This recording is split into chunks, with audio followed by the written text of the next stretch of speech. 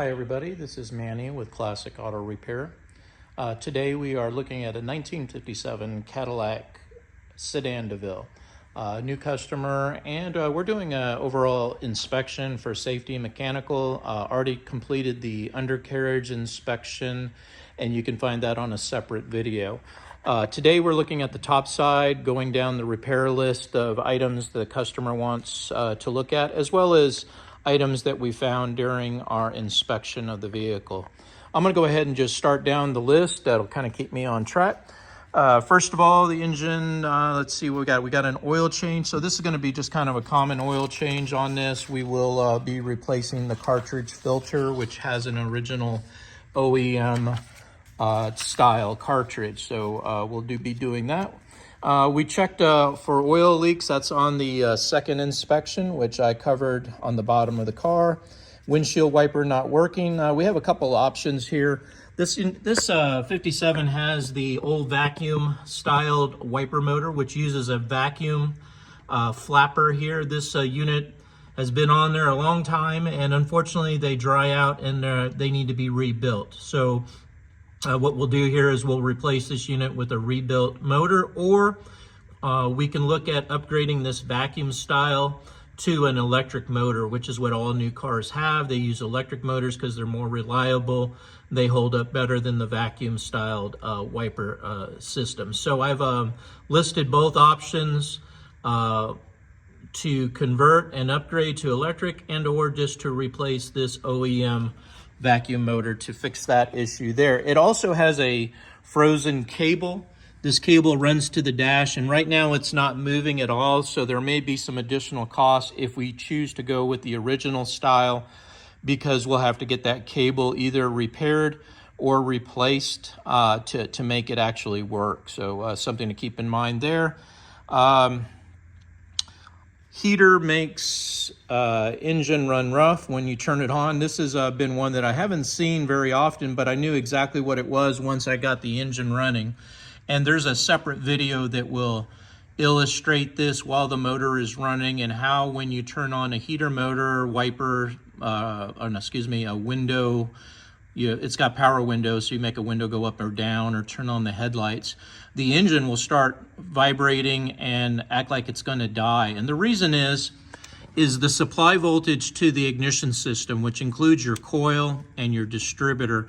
It requires 12 volt when it's been converted, like this one has, to a magnetic pickup, which is a huge improvement, going with the new style magnetic pickup, which is a replacement for the old style contact points, which all cars had back in the 40s and 50s and 60s.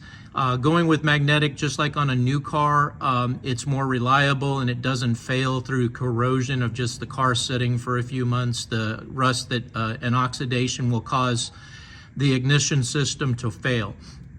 So we tend to see a lot of these upgrades where they go to a magnetic style. Unfortunately, what most people don't realize is the power that goes to an original contact or point is much less than 12 volts. And magnetic pickup upgrades require a minimum of 12 volt power supply. So when I did the test, it was running at 11 volts with nothing running. And when I started the car and ran the heater, the voltage dropped to 10 volts, which is not enough to power the magnetic pickup on this distributor or the coil. So that right there, what I did was a test and ran the battery power directly to the coil. The hesitation and faltering went away when you applied accessories to the circuit. So that's the fix here. Not an expensive fix, but very difficult to diagnose unless you work on these all the time. And it can recognize these magnetic pickup upgrades that people install. So that'll fix the issue there. Let's see, heater does not blow hot air. Well, the reason the heater doesn't blow, now the electric motor is working on the heater, so air is moving into the cabin. The problem is the water pump has bypassed the connection to the heater core. The water pump hoses here should connect down here where this hose is just sitting here, and there's another one up in here. These hoses are supposed to go to the water pump. The reason they're disconnected is because the heater core has a leak in it, and unfortunately we can't service that here at our shop. We don't have the ability to do it here, but inside of here is a radiator heater core. It's like a small version of your radiator, and people bypass it when it leaks inside of the car because they rust out from just setting over the years, and finding the right parts and getting someone to put that in there is a very difficult process. That's why a lot of my customers, instead of running these inefficient old heater core styled accessories, when they upgrade to an air conditioning system, it comes with a built-in heater that you no longer have to have this heater core working. So we completely go with a whole new heating system, and that'll get you hot air in the car. It's a much more efficient system, and then we would connect these heater hoses to that new system that goes up in here on the firewall. So that's an option. I have listed that heater climate control upgrade as an item, not necessarily priority, but something to budget in if that's something that you want to look at in a future date. All right, so moving down the list, we talked about how the engine runs rough with the power windows or turn signals, and I explained why that was. The engine hesitates during acceleration. This is the result of this leaking carburetor. You can see all the fuel that's coming out of this and just leaking onto the intake here. There's a pool of fuel sitting right there underneath the accelerator pump, which is this device here. The carburetor base is leaking. There's fuel all over the top of this carburetor. And of course, that's going to cause air leaks. It's going to have plugged passages. So you can see where they have some silicone or some other item right here against the fuel filter. So there's a lot of work that people have done over the years on this, but unfortunately, this part has failed. So two options here. One, I can send it off to Florida to my carburetor guys. They offer a year warranty, and they will completely dismantle it, rebuild it. So all these guys do are old carburetors, so they're very familiar with these and getting them right, making sure everything is torqued and the gaskets are correct. They will send it back to me. I'll put it back on the car, and I will tune it, adjust fuel mixtures, base idles, get everything back connected and working correctly. We'll go ahead and put a new fuel filter on there at that time as well. So that's one option. The other option is completely to remove this old style, bad engineered carburation and go with an efficient, much improved design like an Edelbrock carburetor. These carburetors here are, they don't leak like the old style carburetors. They have an electric choke, and the electric choke helps with cold starts. It really makes these cars start with just 2 pumps of the accelerator pedal. Boom, you start it up and you're going down the road very shortly. It's one of the biggest upgrades that we do here at the shop is taking these old carburetors off, boxing them up for the customer so they have their original parts, and we upgrade it to a new carburetor that's going to give you years of reliable service, and we'll remove a lot of the bad idle hesitations. The hot start conditions are much improved. However, we do have to do linkage changes, so I have included on the quote about putting some low car cable brackets that go here and on the transmission, and it allows us to get this rod to move correctly during hard acceleration so that you have passing gear. So there will be some modifications that have to go on here. Of course, all the original parts will be boxed up as well. So there is an expense to converting. However, in the long term, it's a really worthwhile improvement on these cars is to change the carburation out to new. Now, I don't recommend fuel injection because they really haven't proven a benefit versus the investment, because they come in at 2 to 3 times more expense, but I, on real world conditions, don't see an improvement over just the replacement or upgrade of the carburetor to one that I just showed you. All right, so that's listed on there as far as improving the acceleration. Of course, getting the ignition wiring up to speed, putting some new spark plugs in there. Tuning the car up is also going to improve acceleration and lessen the hesitation that customers feel when they're taking off in the vehicle.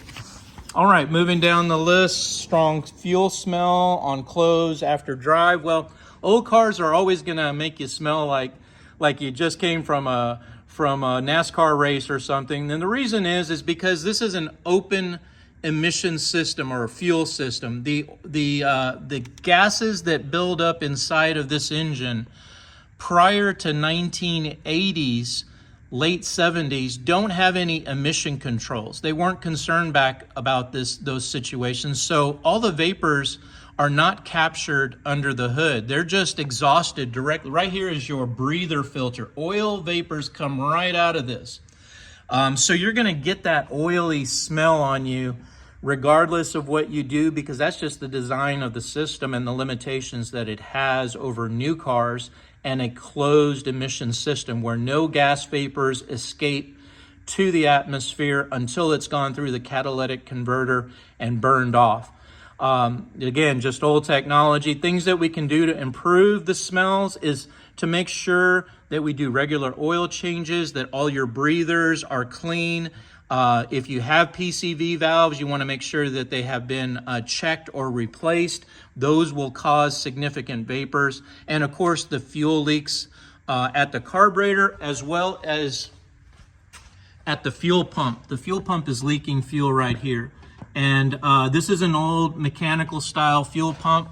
Here is another recommendation that I made, which is to completely remove this fuel pump. It's already leaking, so we know it's faulted, and we could replace this with a new one.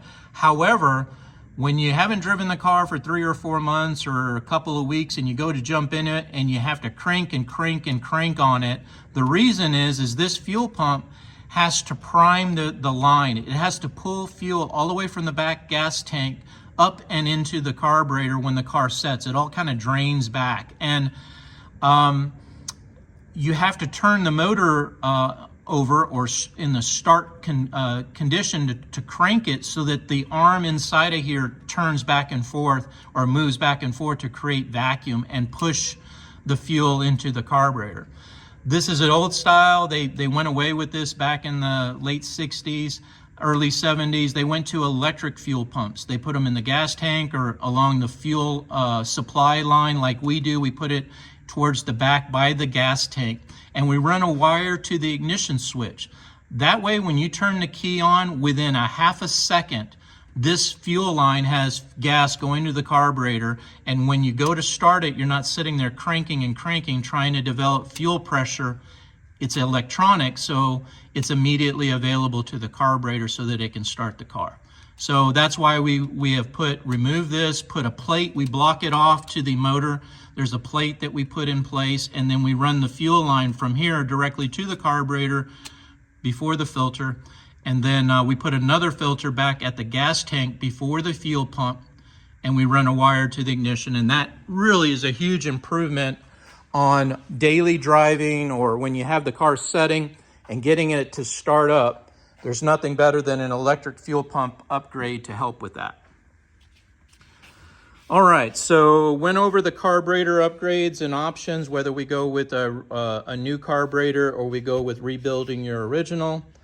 Pulls right when braking. Of course, watch the video, the second video on the undercarriage.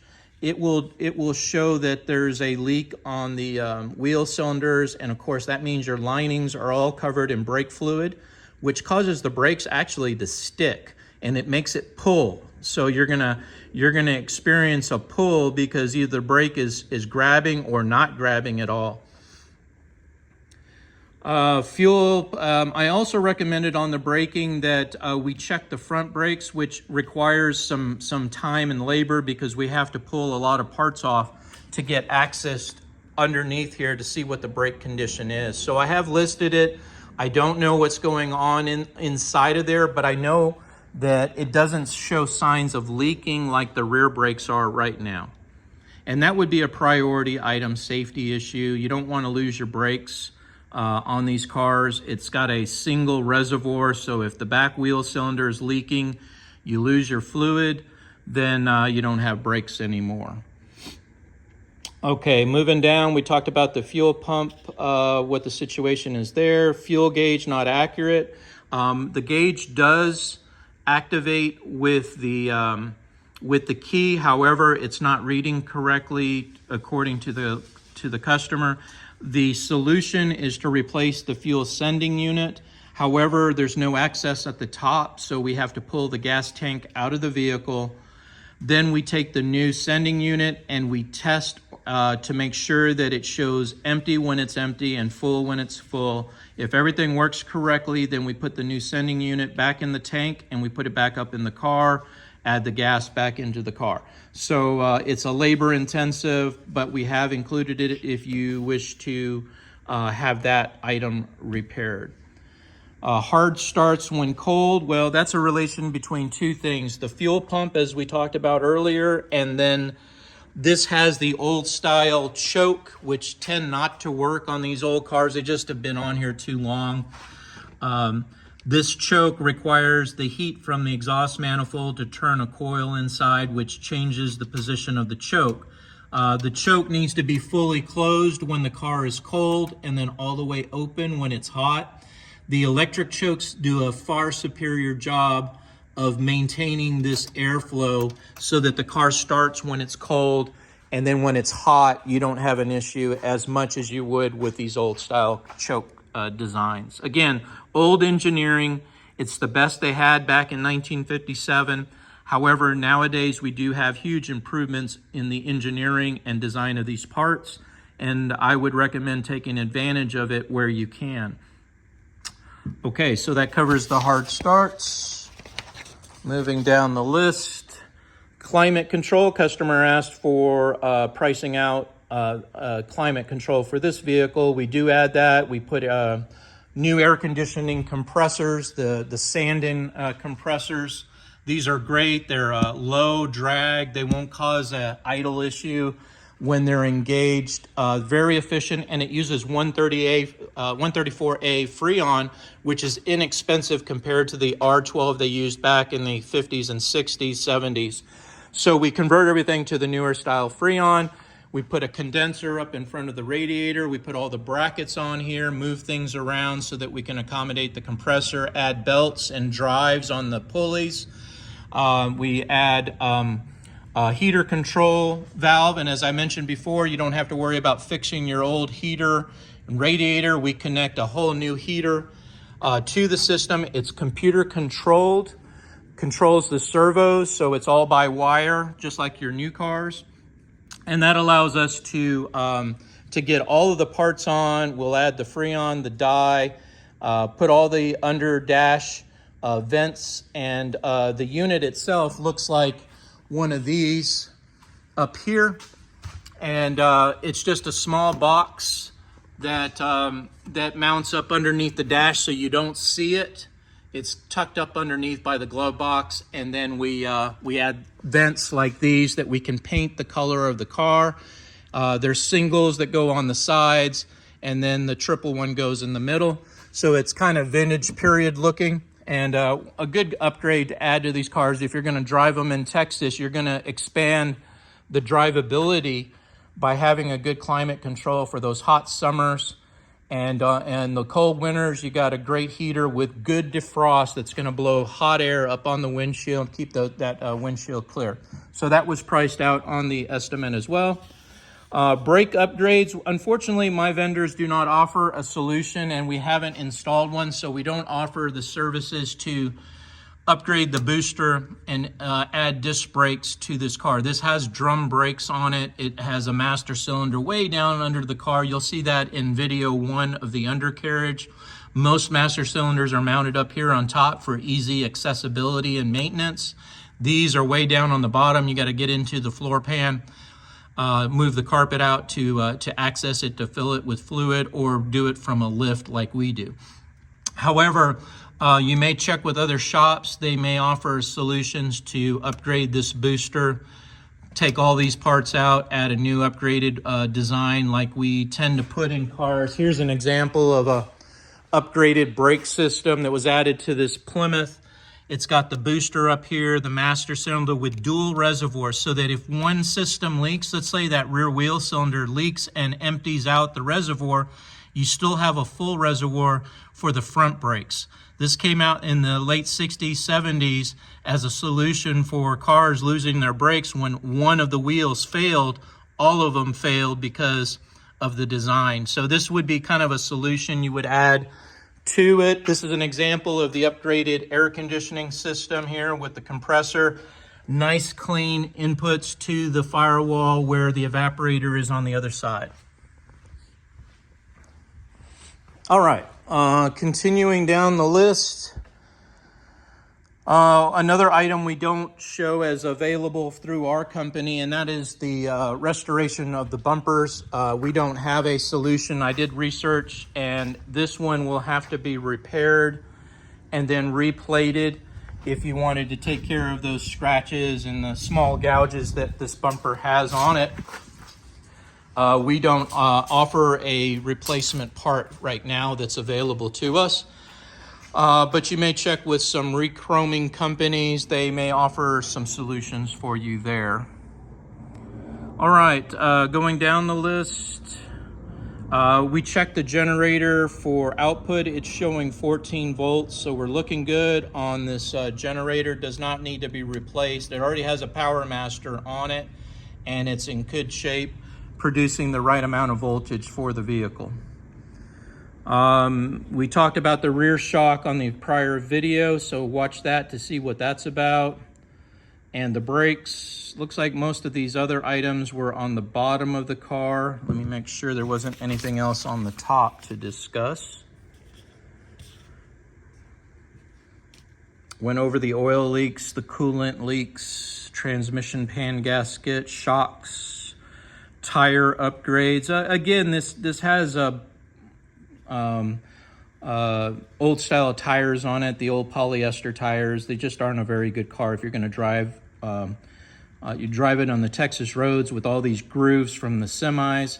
This thing is going to follow those ruts in the road. You put some radials on it, and it's a night and day difference on how they perform. So when you watch these videos, you'll see at 17 minutes, 6 seconds, you'll be able to have that discussion where we focus on the tires in that area, or the sway bars at 1843. So use these kind of as to guide you as to what I'm talking about on these items on your estimate. But it looks like we've covered everything on the top side on this video. We've covered everything that I have brought up, and these are the parts that are going to be necessary to perform the repairs that we suggested. So initially, again, this is kind of a first inspection. Once we get some of these items fixed so that the car is safe to drive, we can perform some more road testing and see if anything else appears during our testing of the vehicle. This is Manny with Classic Auto Repair. Hope you enjoyed watching. Have yourself a great day. Bye.